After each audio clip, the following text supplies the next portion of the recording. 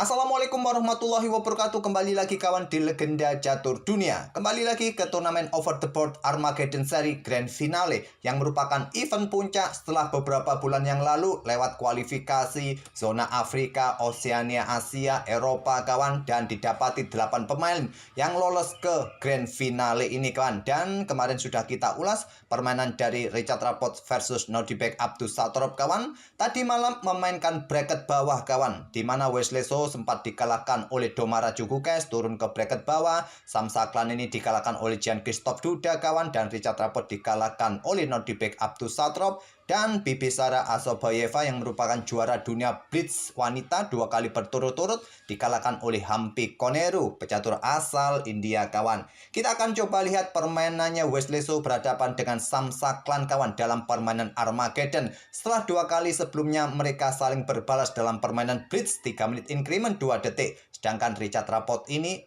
menang 2-0 atas Bibisara Azabayeva tanpa melewati Armageddon. Tapi sebelum itu, mungkin kalau kalian melihat live gamenya kawan di channelnya Chess World, ini cukup menarik kawan, karena visualisasi detak jantung ditampilkan di pertandingan itu kawan. Kalian bisa melihat bagaimana detak jantung para pemain, apakah deg-degan atau santai atau terlihat panik kawan, bisa terlihat dari indikator detak jantung yang ditampilkan. Seperti ini cuplikannya kawan, di mana pertandingan antara Wesley So versus Sam Saklan di Armageddon ini, lihat warna merah detak jantung dari Wesley So kawan sedikit tinggi, artinya berdetak lebih kencang ketimbang Sam Saklan yang terlihat detak jantungnya santai kawan di kisaran 85-90-an, sedangkan Wesley So ini sudah di angka 140-an ke atas kawan.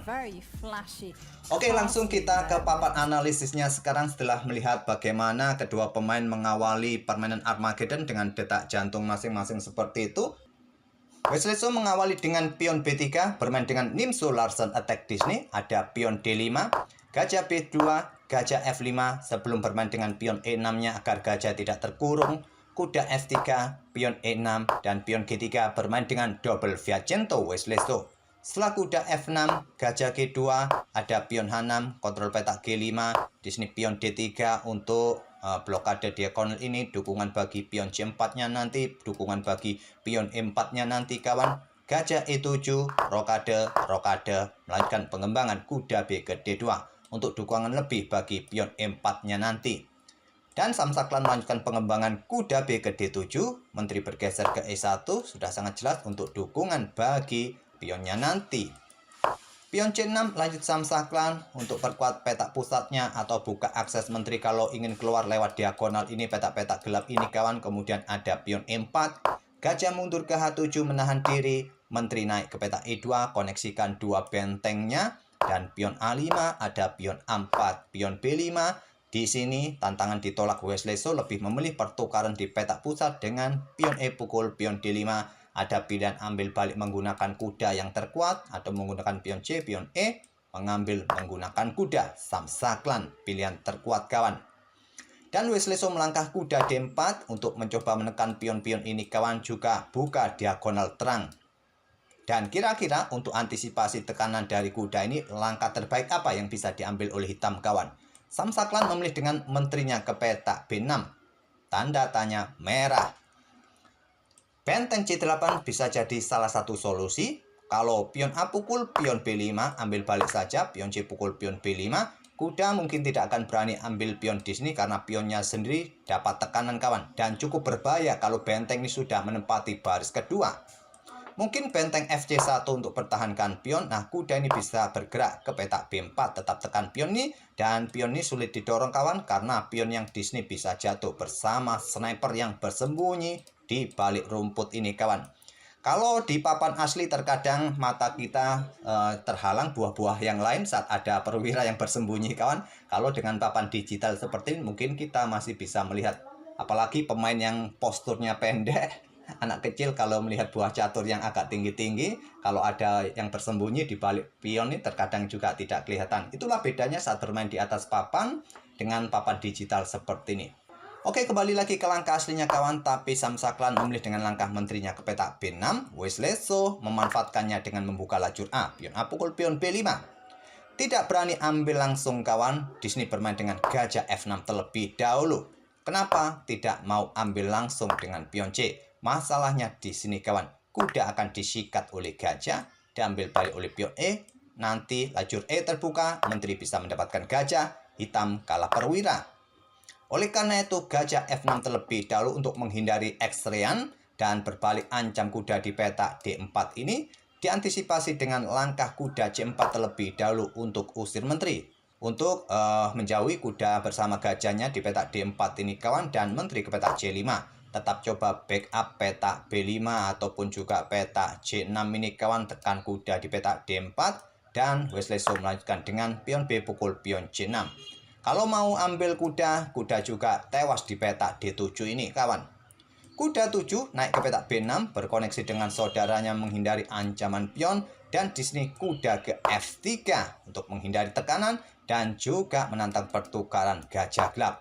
Ada opsi yang lain kawan di sini setelah kuda tadi berkoneksi dengan kuda hitam lainnya, putih bisa bermain dengan kuda ini ke petak E5 ataupun kuda ke petak F3, bahkan kuda ini juga bisa ambil pion yang ada di petak E6 kawan. Akan saya tunjukkan variasi ini. Dalam permainan super cepat seperti ini, memang Wesley So sepertinya juga tidak mau ambil resiko dengan variasi yang kompleks kawan. Diambil oleh pion F, menteri ambil pion dismiss cut, raja bergeser, dan selanjutnya adalah gajah pukul gajah F6 terlebih dahulu. Diambil balik oleh benteng ancam menteri. Menteri bergerak ke E5 kawan untuk coba pressure kuda di sini untuk mendapatkan perwira hitam kembali kawan. Kuda pukul kuda nanti di sini kawan, dan kalau diambil balik oleh saudaranya menteri jatuh. Mungkin di sini ada benteng D8 perkuat posisi kuda pusatnya. Ada pion D4 usir menteri terlebih dahulu. Menteri ambil pion, bisa berlanjut kuda pukul kuda. Kalau diambil balik oleh kuda, menteri tetap jatuh karena posisi kuda dari tadi kena pin kawan di sini. Menteri ambil balik kuda dan gajah bisa mendapatkan kuda yang ada di petak D5. Itulah salah satu opsi kuda ambil pion E6 atau tadi yang dimainkan oleh Wesley So kawan, atau kuda ini tadi bergerak ke petak E5. Kuda F3 ditarik mundur pilihan dari Wesley So. Pertukaran gajah gelap diambil balik oleh kuda dan menteri mendapatkan pion C6. Sementara Wesley So masih unggul satu pion. Pion C4 usir kuda yang cukup bandel di petak pusat menjadi jangkar serangan, jangkar pertahanan. Kuda B4 mencoba menekan pion di sini masih cukup kuat. Ada kuda, ada menteri kawan, dan setelah ditinggal oleh kuda kawan, maka diagonal ini sekarang terbuka.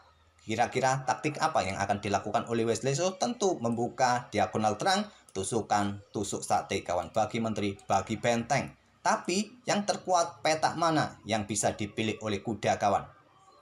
Apakah ke petak D4 double attack terhadap menteri, atau ke petak E5 atau ke petak G5 kawan?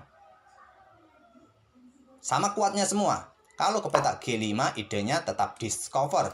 Nanti setelah menteri ini bergeser mungkin ke C7, kuda ambil gajah terlebih dahulu. Jadi kalian mempunyai kesempatan untuk simplifikasi lebih cepat kalau kuda ini bergerak ke petak G5.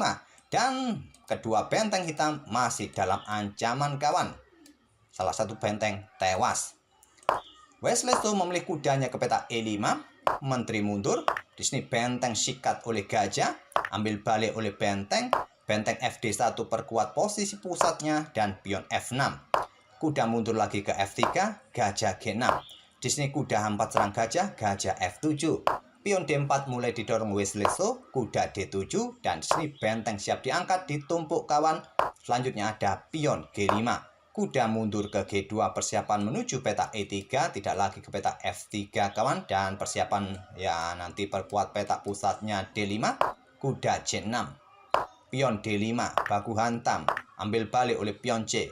Kuda B4 kembali, kuda C4 serang menteri. Menteri bergeser ke C5, ada menteri E3 menantang pertukaran karena sudah merasa unggul jumlah pion dan kualitas kawan. Di sini Wesley So. Kemudian ada menteri ditarik mundur untuk memperpanjang menteri kontraknya di atas papan kawan.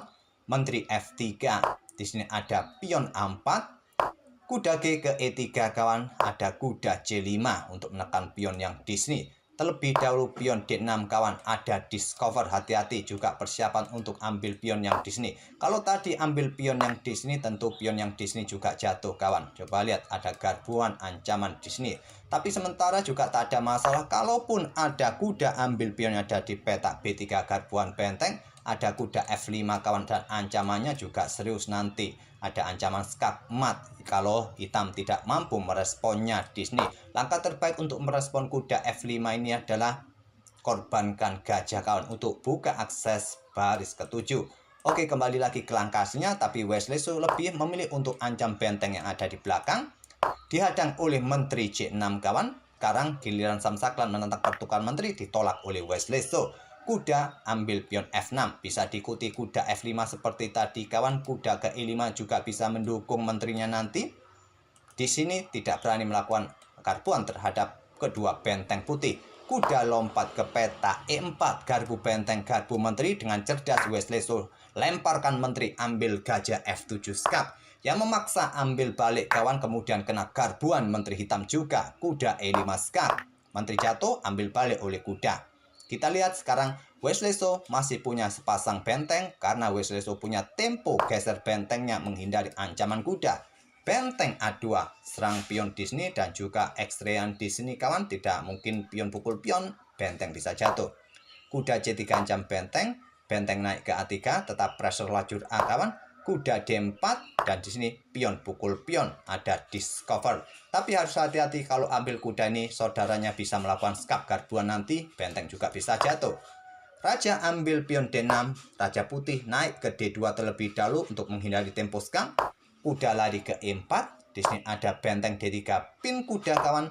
Raja bergerak ke E5 menghindari pin-pinan, perkuat posisi kuda. Tapi setelah kuda C4, di sini Samsaklan menyerah karena kudanya juga bisa jatuh kawan. Kalau raja bergerak ke sini untuk backup kuda, ancamannya skak garbuan, benteng yang di sini jatuh. Ya, bergeser ke sini kawan. Kalau tadi ada skak, bergeser ke peta, mundurlah, kuda ini jatuh kawan. Lengkap sudah penderitaan hitam setelah kehilangan satu perwira. Setelah tadi sudah kalah kualitas kawan dan juga ada satu pion bebas. Dan Samsaklan akhirnya sudah gugur, tidak bisa melanjutkan lagi ke babak berikutnya. Wesley So akan bertemu dengan Richard Rapport, masih di bracket bawah kawan. Oke, itulah kawan partai bracket bawah antara Wesley So versus Samsaklan dalam permainan Armageddon. Setelah game sebelumnya dalam permainan Blitz 3 menit increment 2 detik, mereka saling berbalas. Oke, semoga permainan dari Wesley So dengan idenya Nim Solar Sun Attack tadi bisa jadi bahan referensi kalian, dan kita akan bertemu di video-video berikutnya. Terima kasih. Wassalamualaikum warahmatullahi wabarakatuh.